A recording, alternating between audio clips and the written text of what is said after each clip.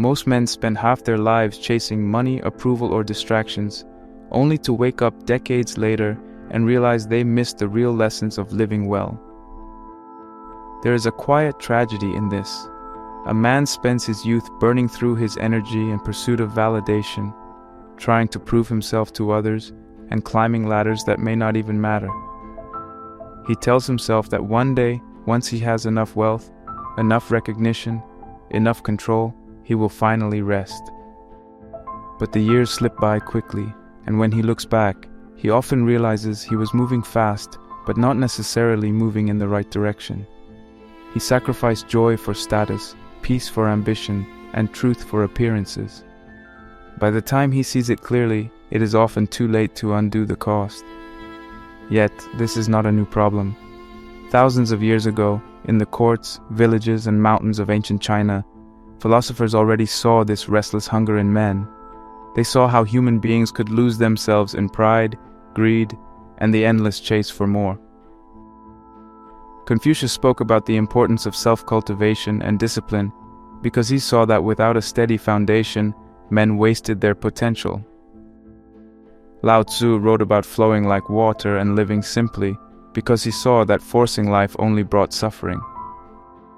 Zhuangzi laughed at the seriousness with which men clung to their roles and titles, reminding them that life was fleeting and freedom mattered more. Sun Tzu taught that real strength comes not from endless fighting, but from knowing which battles are worth fighting at all. Han Fei, in his harsh way, revealed the brutal truth. If you do not discipline yourself, the world will discipline you. These voices from the past may seem distant, but they echo directly into the struggles of men today. The distractions are different: social media, consumer culture, corporate ladders, but the pattern is the same. Men give away their lives to the illusion that they will find fulfillment later, only to discover that they traded their best years for things that never brought lasting peace. The wisdom of the ancients reminds us that a meaningful life is not something you stumble upon in old age, but something you shape day by day through clarity, restraint, and purpose. The lessons that follow are not abstract ideas for scholars, they are survival tools for the soul.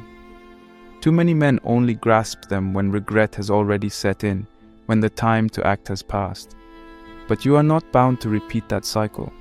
These lessons are here, waiting to be lived now, before the mirror reminds you that half your life is already gone. The choice is yours. Continue down the same path of restless pursuit, or begin to live with the wisdom that the ancients preserved for you.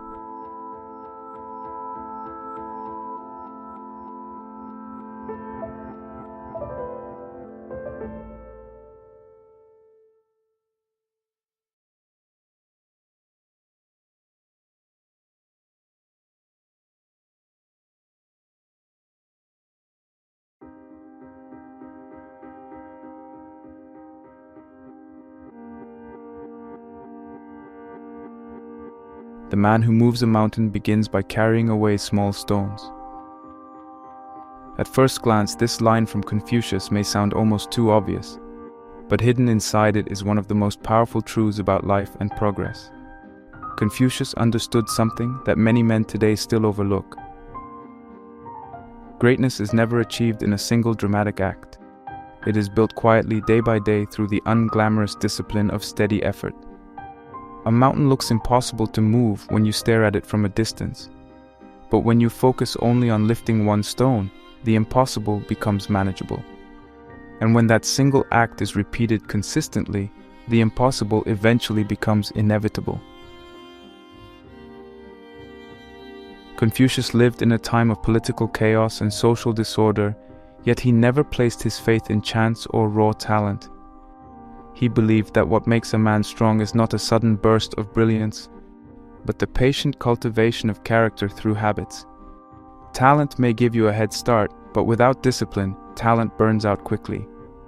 A man who only relies on what comes easily to him will eventually be overtaken by the man who shows up every day, working on himself piece by piece. This is why Confucius emphasized ritual, repetition, and practice. He saw discipline not as punishment, but as the path to freedom.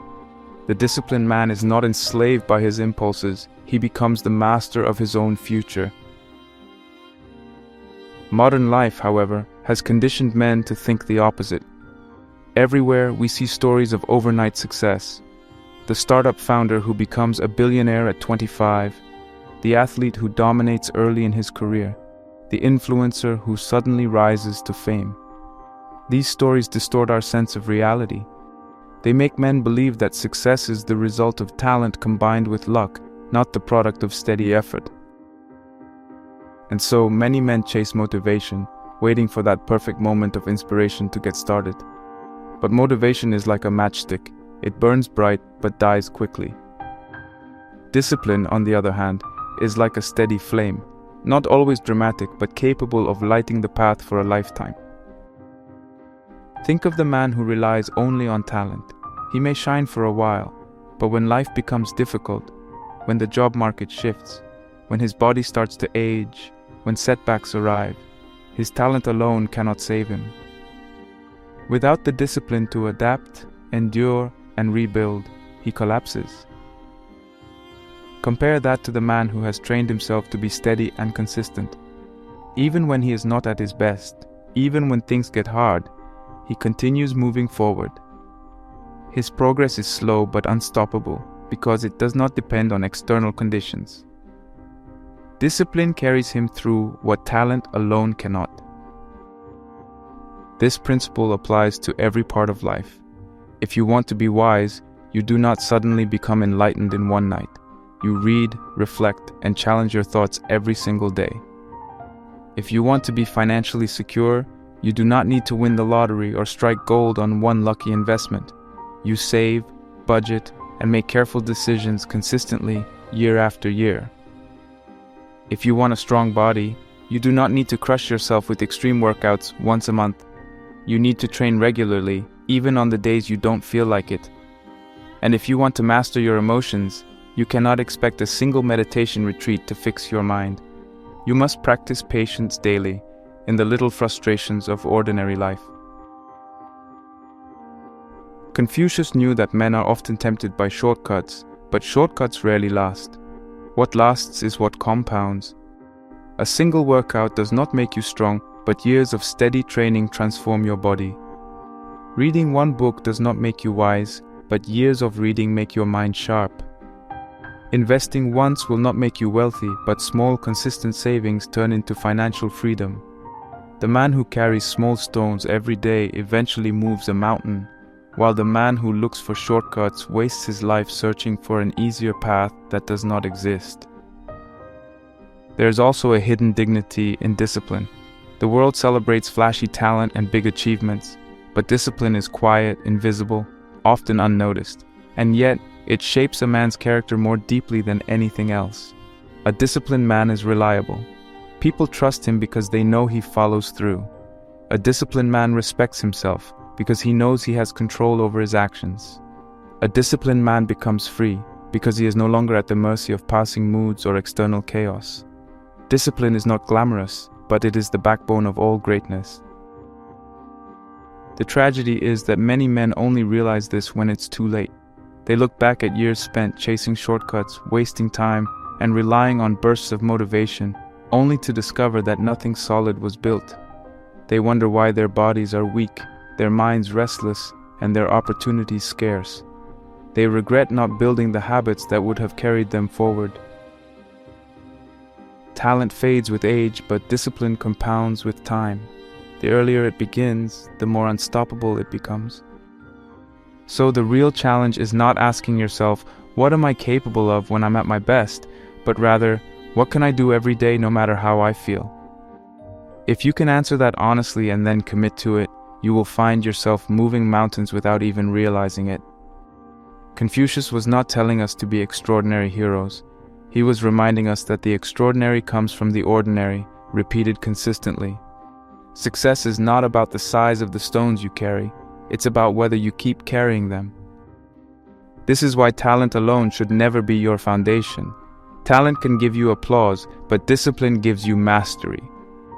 Talent may open the door, but only discipline keeps you in the room. Talent makes you impressive, but discipline makes you unshakable. And when life inevitably tests you with failure, loss, and hardship, it will not be talent that saves you, but the discipline you've built through years of steady effort. That is the essence of Confucius's wisdom.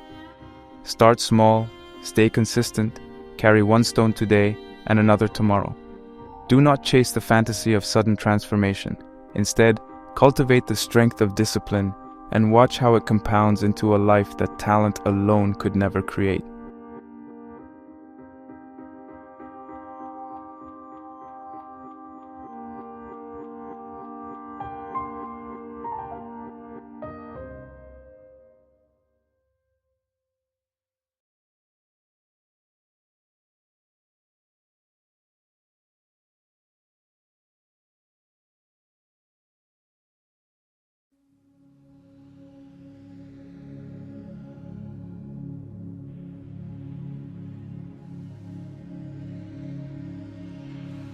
Zhuangzi once told a story that continues to puzzle and inspire people more than 2,000 years later. One night he dreamed he was a butterfly. He fluttered about carefree, enjoying life in a way only a butterfly could.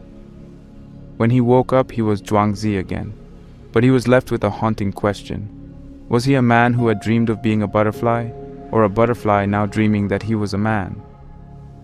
The story is simple, but its meaning is profound. Zhuangzi was pointing to the fragility of identity itself. What we think is solid and permanent, who we are, what we have, what we mean to others, may actually be as fleeting and dreamlike as a butterfly drifting on the wind. This parable shakes the foundations of how most men live their lives. So much energy is spent trying to build a stable identity. The career title, the car in the driveway, the reputation among peers, the number of followers online. Men cling to these external markers as if they define who they are. But Zhuangzi would laugh at this. He knew that these roles and labels are illusions, costumes we put on for a while but cannot wear forever. If even being human itself could be questioned, how much less permanent are the fragile signs of status we chase? In today's world, this problem has only intensified. Men measure their worth by what can be seen and compared. Who earns more money? Who has the more impressive body? Who posts the most enviable photos of their lifestyle? Social media has turned life into a stage, and many men have mistaken the applause for meaning. But the applause fades quickly, and the cost of constantly performing is exhaustion and emptiness. A man may look powerful from the outside, yet on the inside he feels like a hollow shell, unsure of who he is without the props of status. Zhuangzi's butterfly dream is a reminder that identity tied to external things is fragile, because external things can be taken away. A job title can vanish with one corporate decision, a car can be wrecked in an accident, online followers can disappear overnight with a change in algorithms, even health and beauty fade with age. If your sense of self depends on these things, then you are never truly free. You are a prisoner, chained to symbols that were never yours to begin with. True strength comes from detachment, not in the sense of apathy or carelessness, but in realizing that who you are does not depend on labels. When you strip away the costumes, what remains? When you are no longer defined as someone's employee, someone's son, someone's provider, someone's influencer, who are you? This is the uncomfortable but necessary question Zhuangzi asks us, because until you can answer it, you will always be at the mercy of whatever label society gives or takes from you. Imagine for a moment that tomorrow, everything you have to prove your worth is gone. No job title, no income, no possessions that signal status, no one online watching or applauding you. Would you still recognize yourself? Could you still walk through the world with dignity even without validation? Most men cannot. That is why they cling so tightly to status symbols, because they are terrified of what lies underneath. But the man who learns to detach, who learns to live freely without being defined by labels, becomes unshakable. He is like Zhuangzi's butterfly, drifting with the wind, unconcerned with how others define him. The danger of chasing status is that it never ends. As soon as you reach one level, another appears. You buy a car, but then someone else buys a better one. You gain followers, but then you compare yourself to someone with 10 times as many. You climb the corporate ladder, but then realize there is always another rung above. Chasing status is like drinking salt water. It feels like it will quench your thirst, but the more you drink, the thirstier you become. Men lose decades in this cycle, only to discover too late that they were never really chasing fulfillment, only illusions. Zhuangzi's wisdom is an invitation to step outside the cycle entirely, to live not for the applause, but for the freedom of being yourself. It is not about renouncing all possessions or achievements, but about no longer being defined by them. Drive a car, but do not become the car. Earn money, but do not let money own you. Share your work online, but do not let likes dictate your self-worth. The goal is to live lightly, like the butterfly in Zhuangzi's dream, free, playful, untethered to the heavy burdens of identity. This doesn't mean you will never care what others think, but it does mean you will stop being ruled by it. A man who no longer lives for status becomes unpredictable in the best way. He works because he wants to, not because he needs a title. He pursues relationships because they matter to him, not because they boost his image. He creates not to impress but to express. And because he is free, he becomes powerful in a way that those chasing validation can never match. Zhuangzi's butterfly dream is not meant to confuse us. It is meant to liberate us. It tells us that identity is flexible, that the things we cling to are not as real as we think. And if they are not real, then we are free to live without fear of losing them. The takeaway is simple but radical. True strength is freedom from labels. When you stop chasing status, you gain something far more valuable: your life back.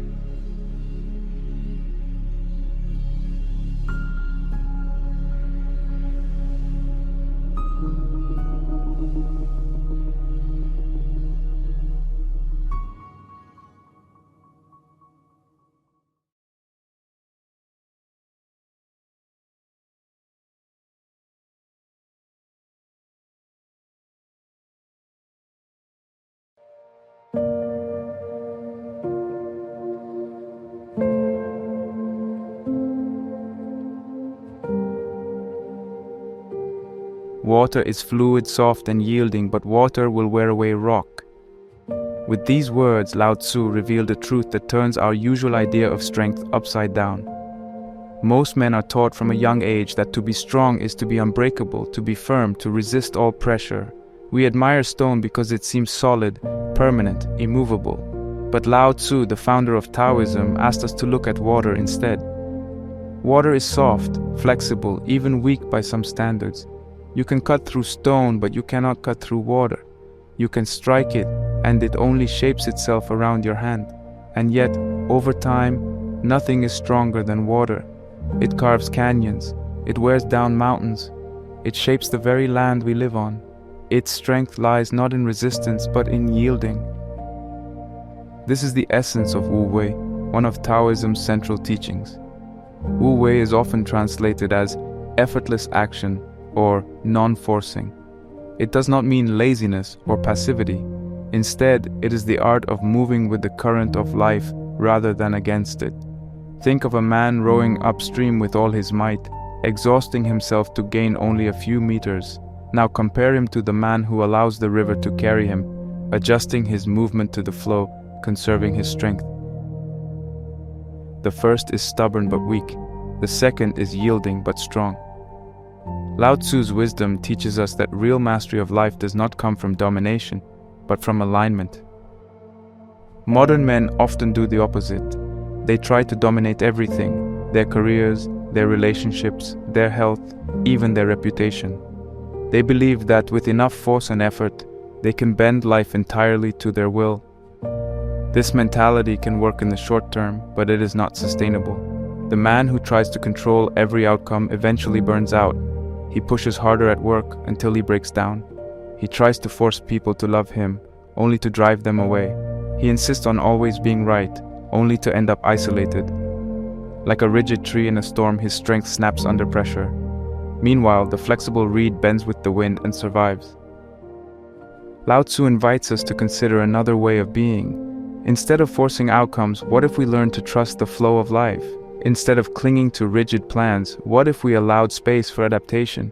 Instead of treating softness as weakness, what if we discovered its hidden strength?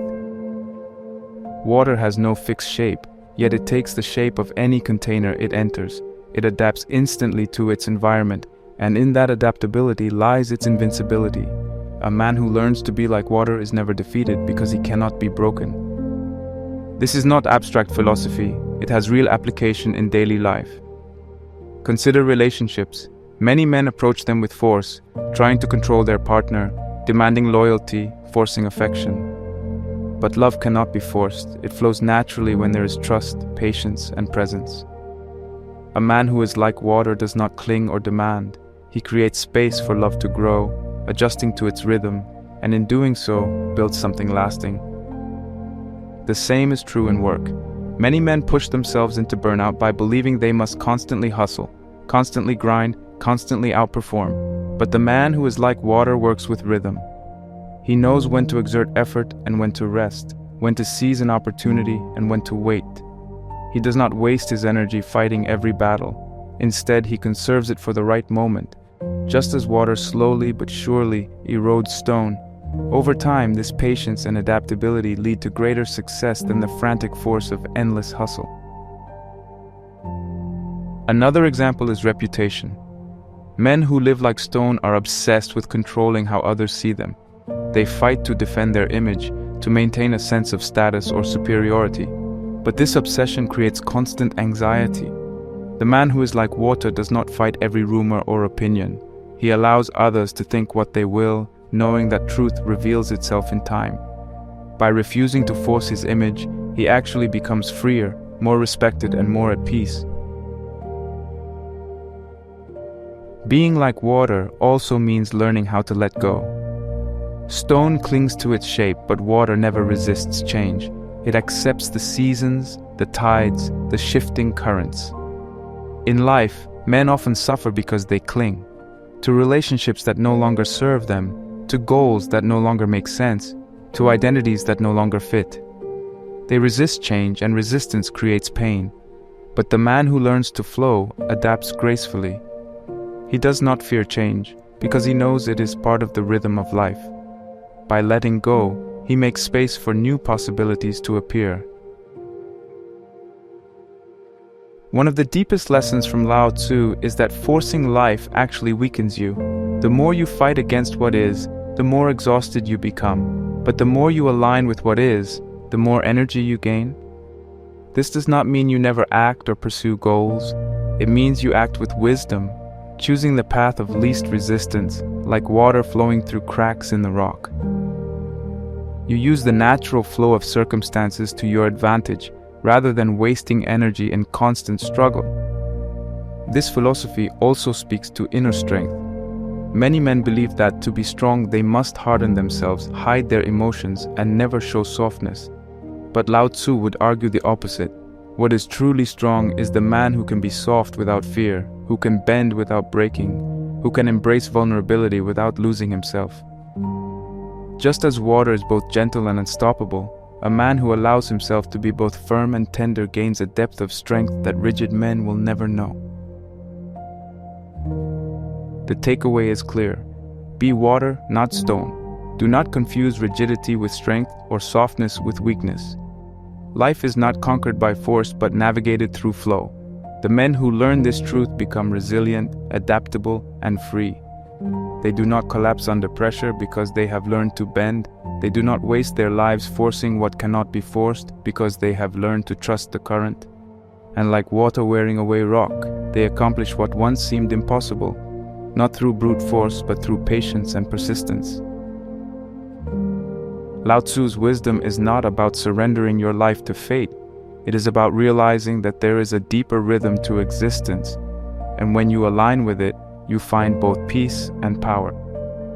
Most men learn this lesson too late, after years of breaking themselves against the hard rocks of resistance. But if you can learn it now, you will discover a strength far greater than anything force could give you.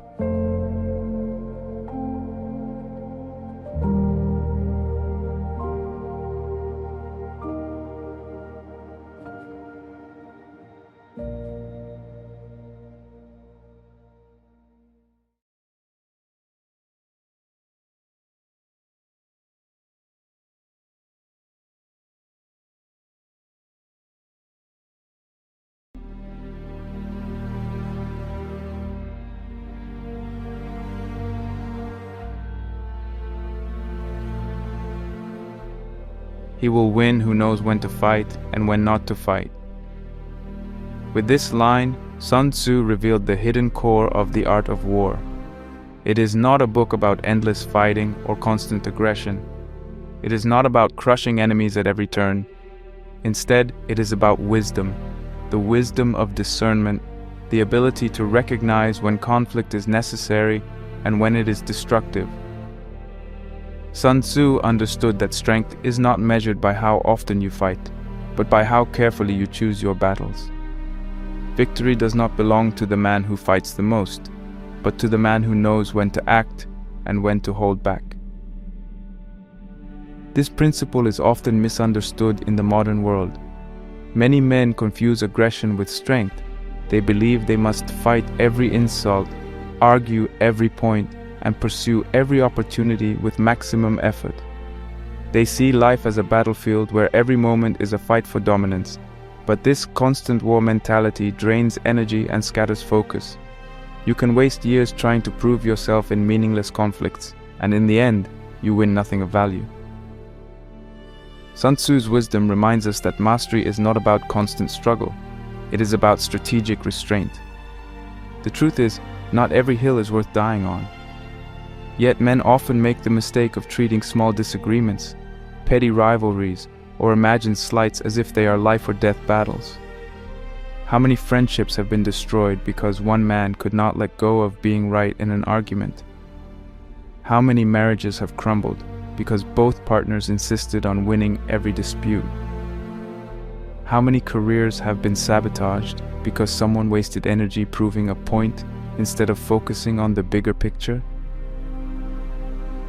These are not victories, they are losses disguised as pride.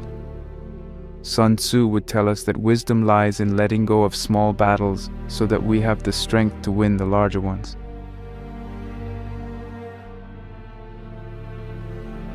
Consider the modern workplace.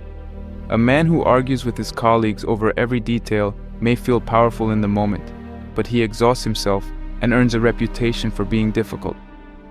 Another man, who chooses his conflicts carefully, stays silent when the issue is small, but speaks with conviction when it truly matters, ends up being far more influential. His words carry weight because they are not wasted. He saves his strength for the right moment, and when he does act, his actions are decisive. This is the difference between reckless aggression and strategic wisdom. The same applies to personal life. Men often waste enormous emotional energy fighting battles that do not matter. They argue endlessly with their partners over minor issues, forgetting the bigger purpose of love and companionship. They compete with their neighbors, trying to outshine them with bigger houses or better cars, forgetting that this rivalry changes nothing about their happiness. They spend hours online debating strangers about politics or sports, feeling victorious for a moment, but losing precious time that could have been used to build something meaningful. These are the battles that drain men of life, and in the end, no one wins them. Sun Tzu's wisdom urges us to ask ourselves what battles are truly worth fighting. A man who knows this question lives differently. He refuses to waste his strength on trivial things. He conserves his energy for what matters most, protecting his health, providing for his family, building his purpose, and living with integrity. He understands that life is short and every fight has a cost.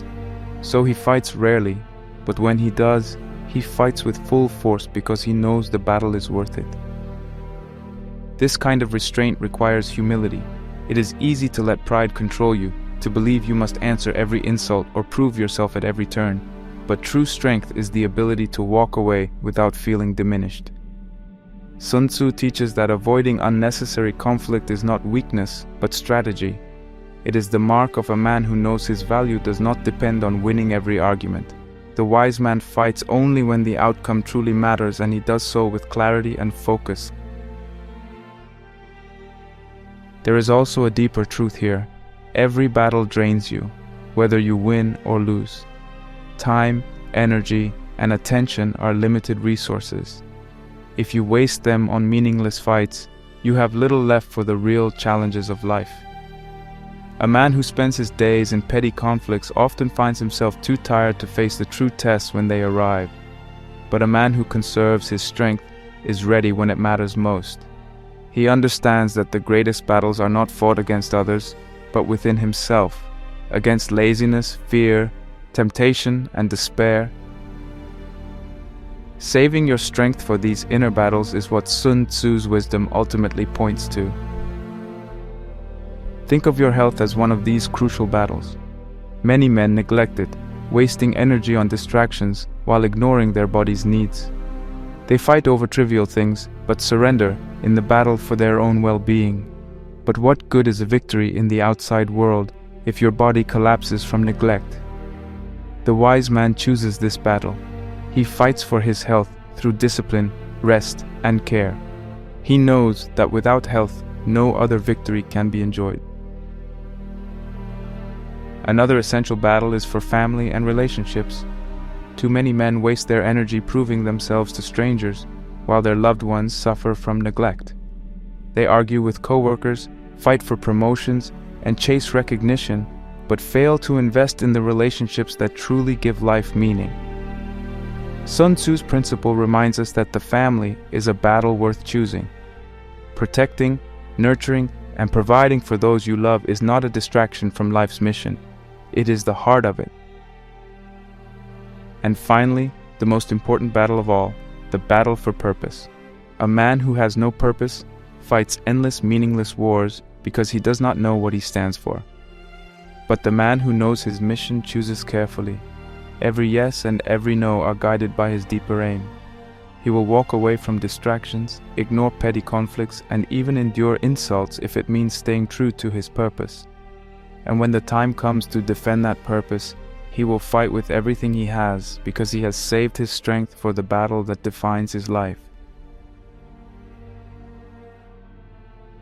The wisdom of Sun Tzu is as relevant today as it was on ancient battlefields.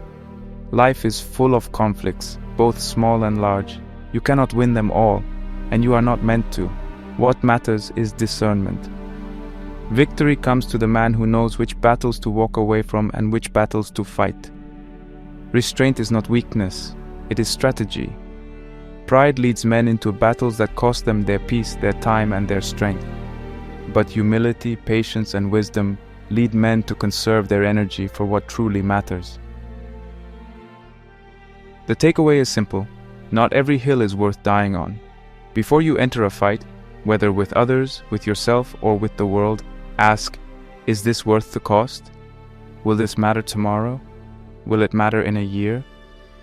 If the answer is no, let it go. Save your strength. Life is short, and your battles should be chosen with care. As Sun Tzu reminds us, the man who knows when to fight and when not to fight is the man who truly wins.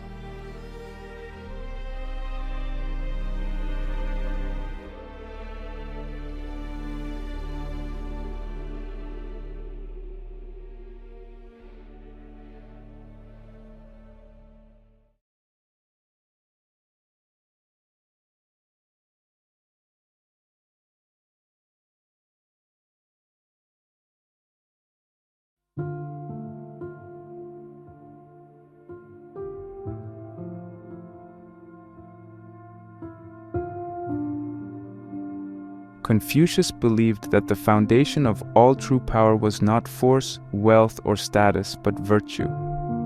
He taught that if a ruler wanted to govern a country, the first thing he must do was govern himself. If a father wanted respect from his children, he had to live in a way that earned it. If a man wanted influence, he had to begin not with speeches or threats, but with the quiet discipline of his own character. In Confucius's eyes, power built on fear or manipulation was fragile. It might last for a season, but it would eventually collapse.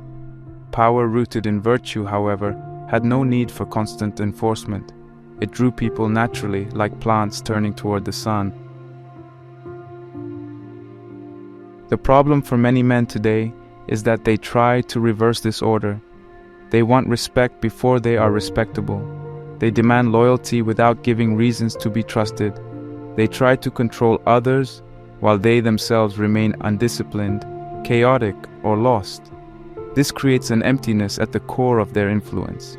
A boss may shout orders, but if his life is a mess, his authority is hollow. A father may demand obedience, but if his actions are selfish or destructive, his children eventually see through him. A man may command attention online, but if his real character is weak, the attention fades the moment people see behind the mask. Confucius knew that without virtue, all forms of power are temporary. To understand this, it helps to see virtue as a kind of invisible currency. Unlike money, you cannot buy it. Unlike reputation, you cannot fake it for long. Unlike fear, it does not vanish when you leave the room. Virtue is the slow accumulation of trust, integrity, and consistency. It is earned by how you speak, how you treat people, and how you live when no one is watching. A man of virtue may not be the loudest, but people listen when he speaks, because they know his words are backed by his life. A man of virtue may not seek followers, but others naturally look to him because his presence inspires confidence. This is the quiet, unshakable power that Confucius considered the highest form of leadership. Modern culture, however, often glorifies a different kind of power, one based on domination, manipulation, and image. We see leaders who bully, bosses who exploit, influencers who perform for attention while living the opposite of what they preach. They may achieve temporary influence, but it is brittle. The moment circumstances shift, the moment fear fades or the mask slips, their power collapses. Contrast this with the power of virtue. It is slower to build, less flashy, but it cannot be easily taken away. Even when a virtuous man faces setbacks, his character sustains him, and people remain drawn to him because they trust him. This idea applies not only to rulers and leaders, but to every man in daily life. If you want to be respected by others, begin by respecting yourself. If you want people to trust you, start by becoming trustworthy. If you want to lead, lead by example. Influence is not about controlling others, it is about controlling yourself. You cannot demand discipline from your children if you cannot wake up on time yourself. You cannot expect honesty from your employees if you cut corners at every opportunity. You cannot inspire loyalty in your partner if you live without integrity. Confucius's lesson is that people do not follow words, they follow character. There is a deeper reason why virtue holds this kind of power. When a man lives with virtue, he creates stability in a world full of chaos. Most people are unpredictable. They are driven by moods, impulses, or temptations. But the man of virtue is steady. He does not need to shout to be heard because people sense his strength in the way he carries himself. He does not need to threaten to get results because his example naturally sets a standard that others want to follow. This kind of presence cannot be faked. It must be lived day after day in small decisions that build into a consistent life. Think of how this applies in a modern workplace. Imagine two managers. The first tries to control his team through fear. He micromanages, criticizes, and pushes people constantly. At first, the team complies, but underneath, resentment builds. The second manager leads with quiet integrity. He holds himself to high standards, admits his mistakes, and treats his people with fairness. He does not need to shout or threaten, because his team respects him and does not want to disappoint him. Over time, the second manager builds loyalty that cannot be forced, while the first burns bridges that can never be rebuilt. The difference is virtue. The same dynamic applies in personal relationships. A man who lacks self-control may try to dominate his partner with anger or manipulation, but his relationship is always fragile. A man of virtue, on the other hand, shows patience, kindness, and consistency. He does not demand respect, he earns it. He does not force loyalty, he inspires it. His power does not come from fear, but from trust. And trust, once earned through virtue, is far stronger than control ever could be. Confucius's wisdom is also a challenge to modern men who seek shortcuts to influence. Many try to construct a powerful image without building a powerful character. They polish their social media profiles, buy symbols of success, and learn tricks of persuasion, but they neglect the harder work of self-mastery. Yet in the long run, image without substance always crumbles. People can be fooled for a time, but eventually truth comes out. Virtue cannot be faked, and its absence cannot be hidden forever. The application of this teaching is simple, but it requires honesty. Begin with yourself. Ask, do my actions match my words? Do I live in a way that I would want others to imitate? Do I carry myself with consistency, or do I shift with moods and impulses? Influence begins here, not out there. If you want to be a leader, master yourself first. If you want others to listen, live in a way that makes your words trustworthy. If you want respect, treat others with respect long before you demand it from them. The takeaway is that self-mastery is the foundation of all influence. Without it, power is shallow and temporary. With it, power becomes steady, natural, and lasting. Confucius knew that you cannot control others if you cannot control yourself. A man who cannot lead himself has no right to lead others. But a man who has cultivated virtue, who disciplines his own actions and lives with integrity, possesses a kind of quiet authority that no one can strip away. This kind of power does not come overnight. It is built slowly, through countless small choices. Choosing honesty when lying would be easier. Choosing patience when anger would feel more satisfying. Choosing consistency when giving up would be more comfortable. Each choice builds the invisible currency of virtue, and over time, it becomes the strongest foundation of influence a man can have. Unlike wealth, it cannot be stolen. Unlike reputation, it cannot be fabricated. Unlike status, it does not fade with age. Virtue is permanent, and the power it gives is the rarest and most enduring of all. In a world obsessed with appearances and quick results, Confucius's teaching may seem old-fashioned, but it is exactly what modern men need most. True leadership does not come from dominance, manipulation, or image. It comes from the steady weight of character. The men who grasp this lesson early do not waste their lives trying to control others. They focus on mastering themselves, and in doing so, they discover a deeper, quieter, and more lasting form of power, the power of virtue.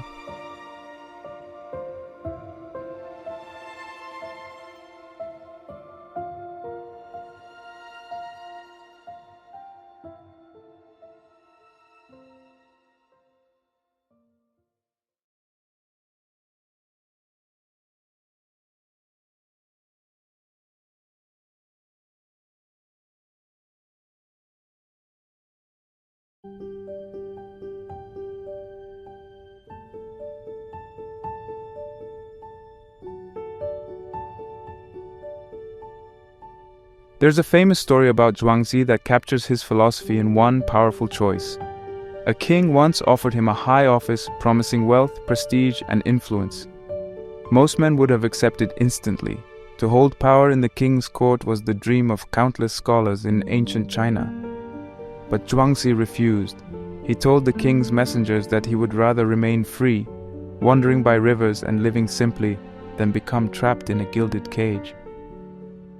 For him, no amount of honor or reward was worth the price of losing his independence. Zhuangzi's answer was radical because it challenged the assumption that success is measured by rank or status. He saw that life was fleeting, and it made no sense to waste it chasing things that would only bring regret. At the heart of this decision is one of Zhuangzi's deepest teachings.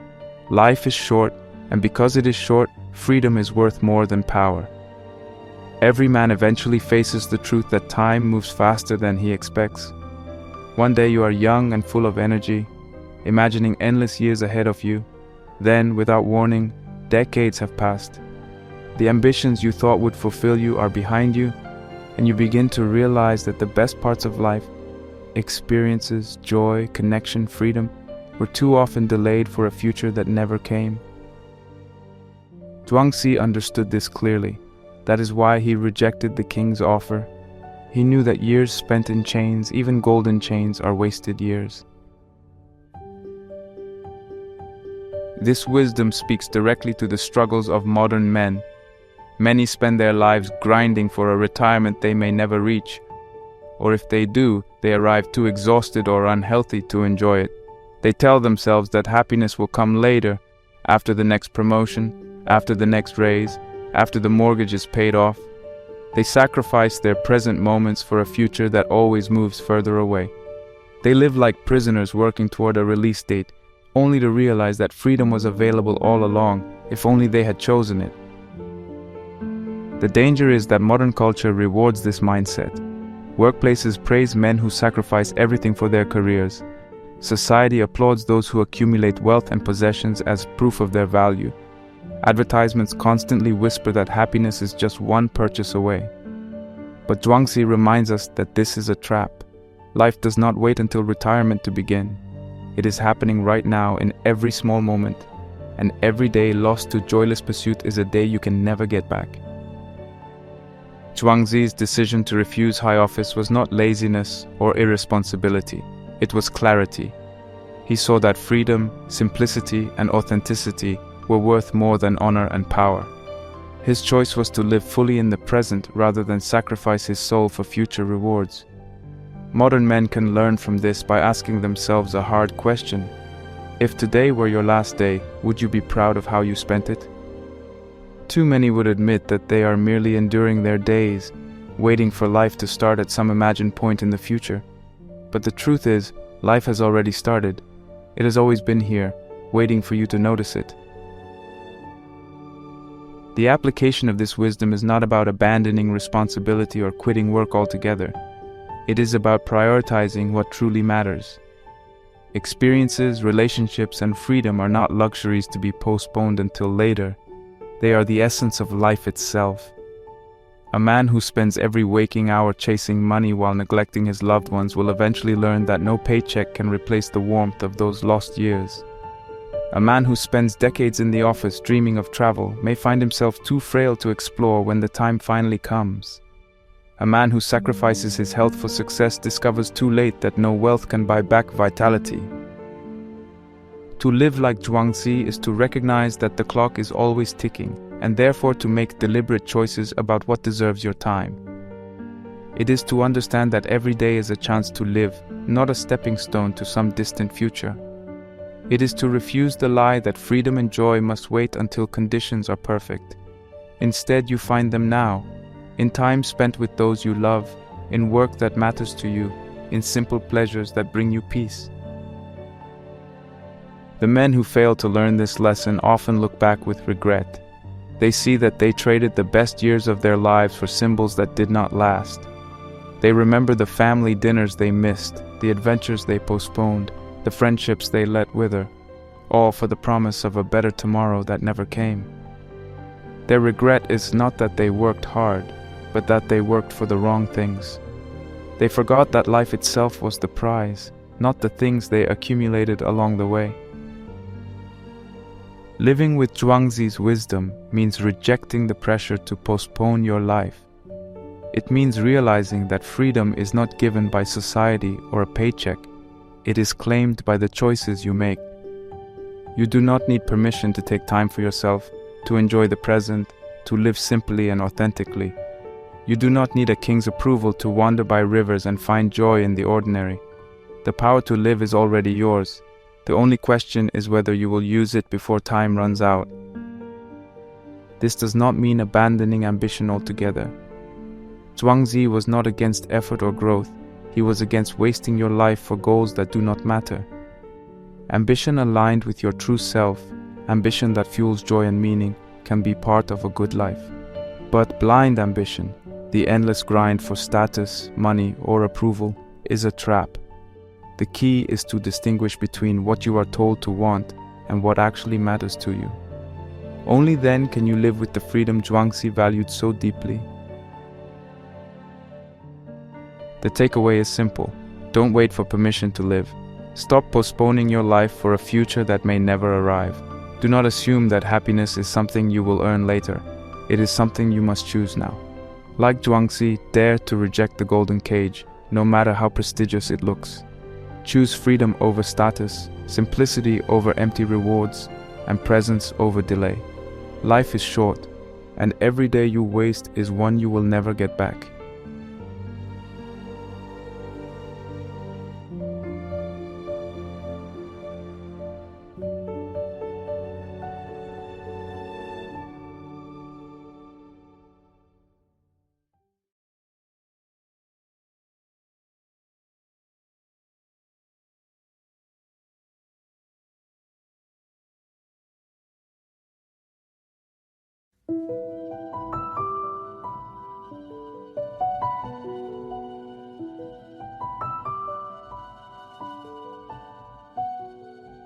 Han Fei, one of the most influential voices of Chinese legalism, held a view of human nature that was far harsher than that of Confucius or Lao Tzu.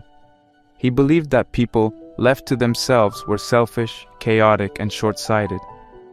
Without rules, discipline, and consequences, men would give in to their worst impulses, creating disorder and destruction.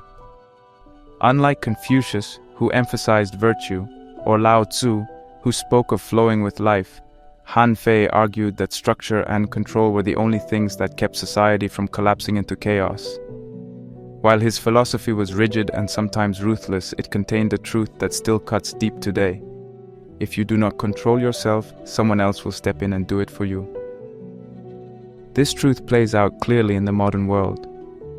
Men who lack self-control often believe they are free, but in reality, they live as slaves to their own impulses.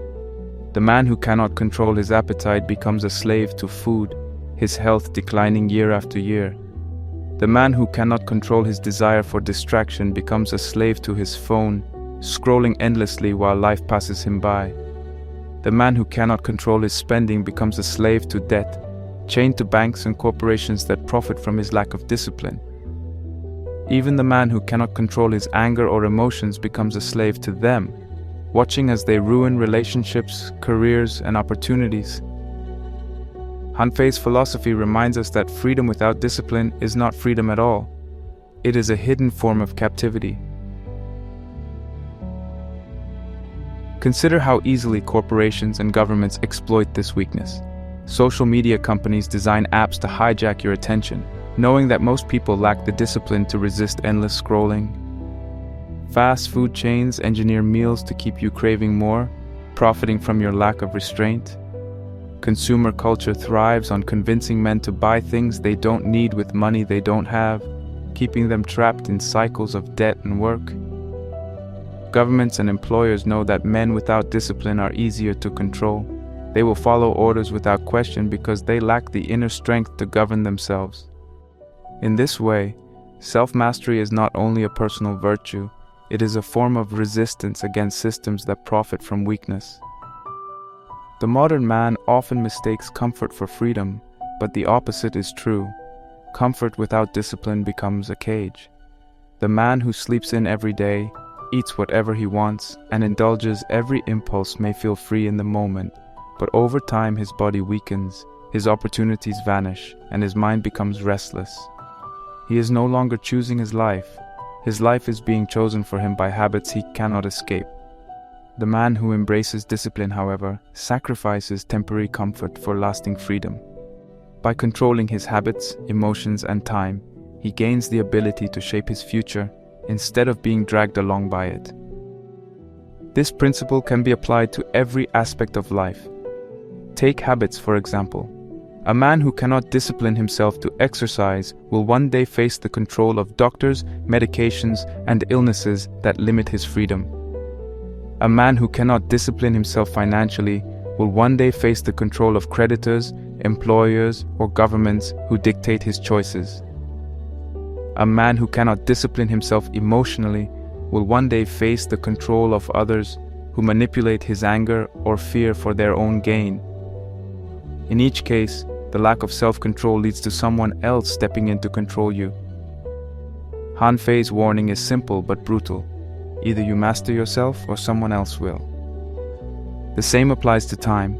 Time is the most valuable resource a man has, yet most men spend it carelessly. Hours are wasted on distractions, arguments, or empty entertainment. Days slip by without direction until years are lost. But time never pauses, and once it is gone, it cannot be reclaimed. A man who controls his time, who chooses deliberately how to spend it, builds a life of purpose. A man who does not becomes a servant to other people's demands and agendas. If you do not decide how to use your time, someone else will decide for you, and their goals will not be the same as yours. Self-control also extends to the inner life of emotions and thoughts. Many men live as captives of their emotions, reacting without thinking, letting anger, jealousy, or fear dictate their actions. They lash out in rage, only to regret it later. They let fear keep them small, never daring to pursue what they truly want. They allow jealousy to poison their relationships. In each case, they are not in control, their emotions are. Han Fei's harsh truth reminds us that emotional discipline is not about suppressing feelings, but about refusing to be ruled by them.